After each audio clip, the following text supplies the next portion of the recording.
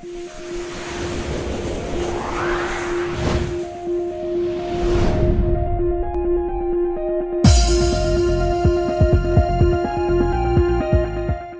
lihat di media Zoom sudah hadir juga Bapak Kan Safitni. Kepada Bapak Kan, kami persilakan untuk memberikan tanggapan. Ya, Assalamualaikum warahmatullahi wabarakatuh. Salam sejahtera untuk kita sekalian. Ya, yang saya hormati Pak Dr. Safran Sofyan. Terima kasih sudah memberikan pencerahan, dan pada masa pandemi ini insya Allah kita semua sehat walafiat ya, dijauhkan dari sakit wabah COVID ini. Untuk yang selanjutnya juga rekan Oti dan juga Dr. Afendi Harahap dan semua pihak yang terlibat di dalam acara ini, saya ucapkan terima kasih.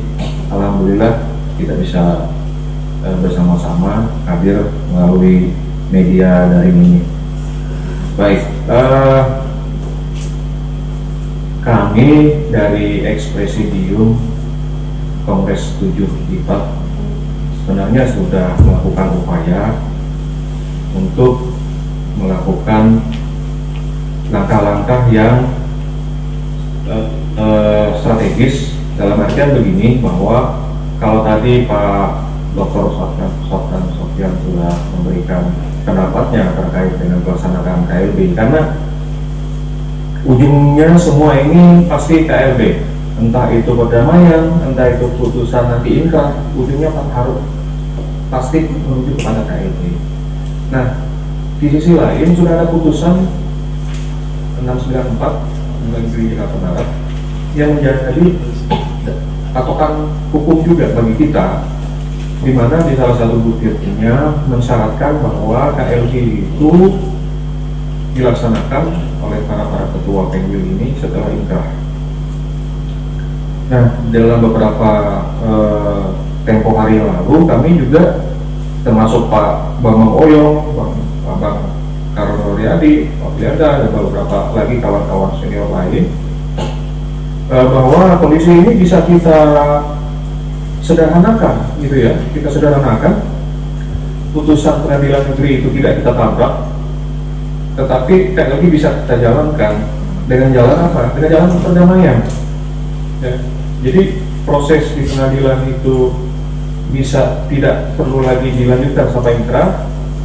KLB bisa dilaksanakan, putusan pengadilan 694 Jakarta Barat itu tidak kita tabrak syarat yuridisnya KLB itu. Nah, kenapa kita mengupayakan acara itu? Supaya tidak bertambah gaduh, suara ini bertambah runyam, bertambah tidak berujung, begitu ya. Nah, harapan kami bahwa dengan bentuk tim yang diketuai oleh ketua tim itu Pak Bang Oyong, untuk melakukan langkah-langkah sesuai dengan prinsip-prinsip perdamaian, dan harapan kami sebenarnya justru pihak-pihak antara penggugat dan tergugat ini dapat menyambut baik, begitu ya, dapat menyambut baik secara positif niat kami ini. Nah, dengan bisa kita wujudkan sehingga KLB bisa, kemudian proses-proses hukum yang lain akan selesai sampai di situ, jadi tidak membuang waktu. Tidak membuang waktu lagi. Nah, jadi saya seperti itu tadi dari pihak tergugat, terutama tergugat 10 dan Yunus dan kawan-kawan, saya harapkan bisa memanfaatkan momen ini ya, dengan satu frame positif bahwa kami dari Ekspresidium ini tidak memiliki agenda lain, tidak. Agenda kami adalah untuk menyelamatkan organisasi ini karena kami punya beban moral, ya. Dan supaya tidak terjadi pembiaran, seolah-olah Ketua PMB ini melakukan pembiaran. Nah, ini tidak boleh terjadi hal demikian. Nah, jadi saya mohon kesempatan perdamaian melalui yang diinisiasi oleh Ketua PMB Ekspresidium ini melalui tim yang diketahui oleh Pak Bambang Hoyong dapat direspon dalam frame yang positif, gitu. Nah, sehingga apa yang sudah menjadi time work dari ke pihak kami, yaitu paling lambat 40 hari. Paling lambat 40 hari tim yang diketahui Pak Bambang ini sudah dapat menentukan sikap. Karena perdamaian itu pada prinsipnya tidak mungkin akan bisa kita laksanakan kalau tidak ada potensinya, ya, tidak ada potensi untuk berdamai. Nah, ini juga yang harus masing-masing pihak harus bisa menahan diri seperti Pak Safian bilang tadi, karena untuk kepentingan anggota, untuk kepentingan organisasi yang akan kita perjuangkan ini, ya. Nah, jadi itu harapan saya, dan insya Allah mudah-mudahan dalam waktu dekat ini saya barang dari hasil perwacara, dan nanti akan kami rapatkan, ya, bersama-sama Ketua PMB Ekspresidium. Nah, dengan dari situ nanti kita akan menentukan sikap langkah berikutnya untuk perdamaian ini. Dan yang berikutnya saya memberi harap juga kepada Ketua PMB supaya lebih memberikan suasana yang sejuk, ya, agar kita kondisi yang baik dalam rangka proses perdamaian ini. Jadi jangan sampai ada suatu statement atau situasi yang tidak kondusif, gitu, ya, terhadap penyelesaian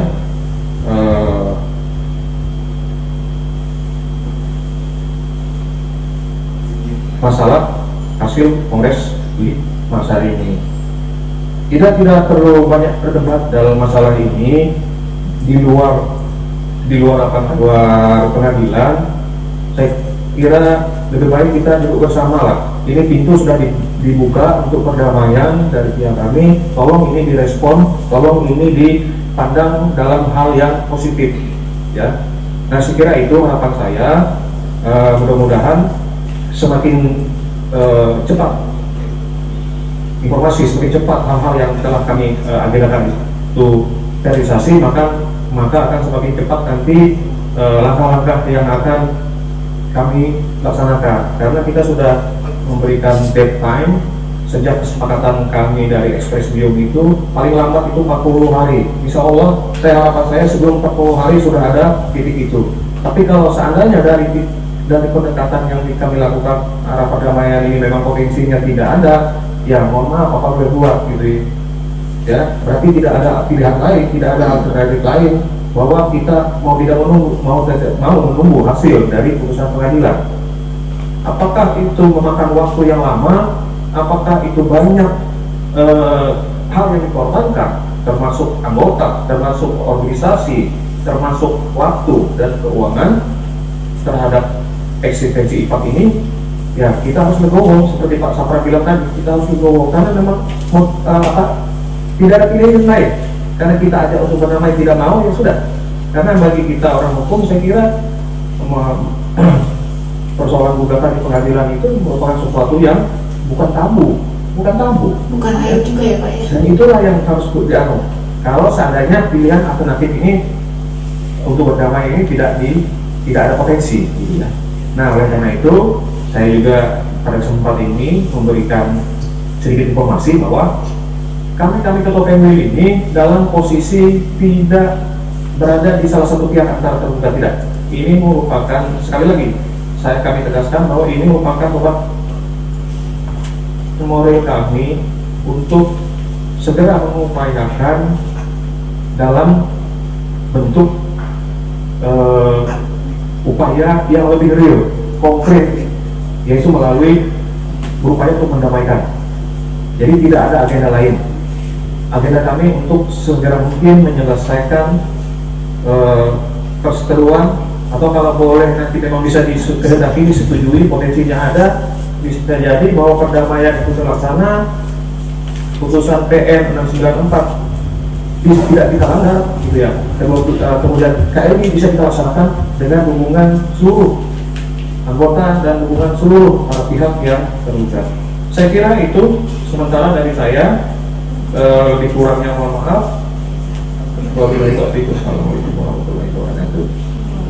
Pak Hasan, ini saya Mahfud dari Gros. Ya. Ya. Kalau tidak salah kan waktu Kongres ke-7 Makassar kan Abang sebagai ketua ya, ketua presidium terpilih. Ya. Nah, untuk kondisi saat ini apakah ada inisiasi untuk mengkoordinir para pengurus untuk melaksanakan TLB? Ya, kita arahnya ke situ memang, Mas Mahfud. Arahnya ke situ. Tetapi KLB itu tidak boleh juga kita laksanakan seperti yang sampaikan tadi. Kita melaksanakan KLB, tapi jangan menabrak putusan PN. Di dalam putusan PN itu kan sudah diberikan dasarnya bahwa setelah inkrah ini, sementara ada upaya hukum banding, begitu. Nah, bagaimana supaya memutus jangka waktu ini supaya tidak terlalu lama dengan proses banding, PK, kasasi dan seterusnya itu, ya kita berupaya melakukan upaya damai. Kalau damai ini sudah bisa kita raih, sudah bisa kita selesaikan, dengan sendirinya KLB itu segera mungkin bisa kita laksanakan. Proses yang di pengadilan dengan adanya perdamaian itu ya berhenti sampai di situ, tidak akan ada lagi kelanjutan daripada proses-proses baik banding maupun kasasi atau upaya hukum lain. Nah itu yang sebenarnya ingin kita sasar itu, Mas Mahfud. Berarti menunggu ya, atau sudah mempersiapkan sesuatu? Ya, makanya ini Pak Bambang Moyo sudah melakukan upaya-upaya pendekatan kepada para pihak, semua para pihak, Bang JP dan kawan-kawan, begitu juga Bang AHA, Mbak Oti, ya sudah melakukan komunikasi yang kita arahkan nantinya bermuara pada perdamaian itu, Mas Mahfud. Karena kalau kita paksakan KLB saja tanpa ada putusan pengadilan, atau pilihan kedua tanpa ada perdamaian, itu akan membuka kemungkinan lagi Kongres itu akan kacau, Kongres itu akan kisruh. Kita tidak ingin terjadi seperti itu, ya. Ya, pertama, kenapa saya tidak menandatangani berita acara penetapan itu, karena memang saya meyakini bahwa ada anggaran dasar, anggaran rumah tangga yang tidak terpenuhi, yaitu 2 putaran itu tadi, ya. Nah, seyogianya itu harus 2 putaran, itu satu. Nah, kemudian yang kedua lagi, pelaksanaan pelantikan penghitungan sampai terakhir itu kan terjadi pada tanggal 29, bukan pada tanggal 28. Jadi ada penambahan waktu lagi.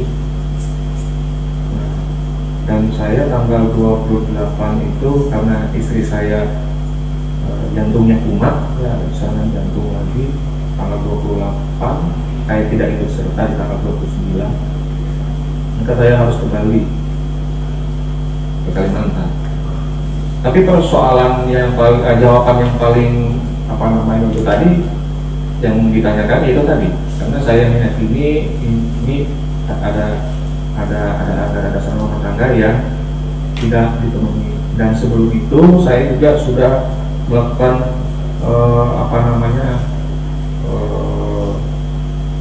komunikasi baik dengan wakil ketua presidium ya waktu itu, dan sekretaris serta anggota presidium lain yang melaksanakan pelantikan. Saya menyampaikan sikap saya pada saat itu gitu.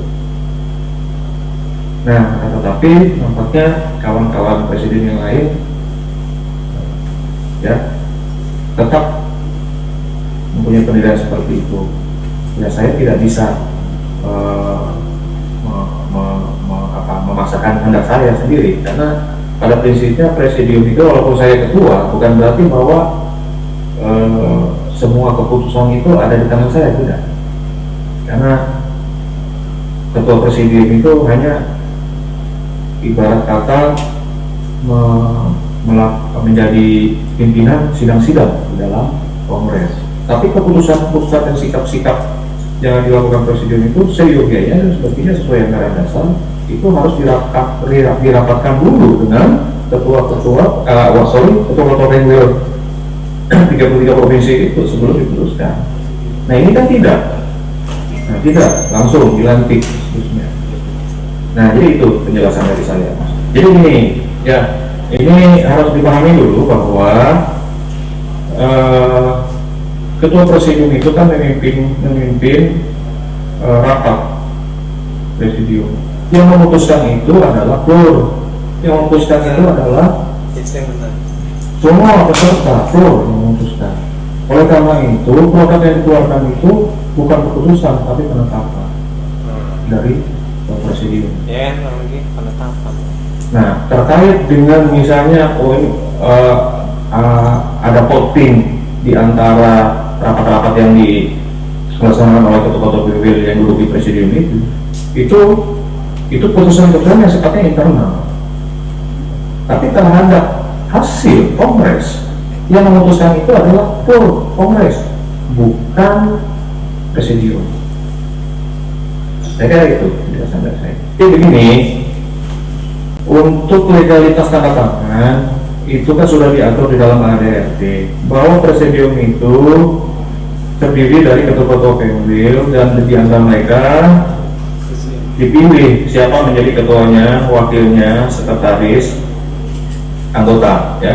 Nah ini kan adanya susunan ini maksudnya apabila ketua berhalangan maka wakil bisa menjalankan itu ya. Jadi dalam konteks itu bukan berarti karena tidak dilaksanakan oleh ketua presidium bukan berarti bahwa kongres itu tidak sah, bukan di situ karena anggaran dasar sudah memberikan aturan terkait dengan itu. Saya menandatangani itu bukan karena saya seperti yang disampaikan tadi, karena saya meyakini memang itu tidak sesuai dengan anggaran dasar rumah tangga. Mestinya harus 2 putaran. Nah itu, mestinya harus 2 putaran, tidak 1 putaran. Ya. Terima kasih Pak Kang untuk penjelasannya. Jadi ada titik cerah ya bahwa sekarang Pengwil sudah menginisiasi perdamaian antara para tergugat dan antara para penggugat dan tergugat 10 khususnya yaitu Pak Jufri. Semoga inisiasi perdamaian yang dilakukan oleh para ketua Pengwil, ex-presidium membuahkan hasil yang baik. Amin. Terima kasih Pak Kang untuk penjelasan dan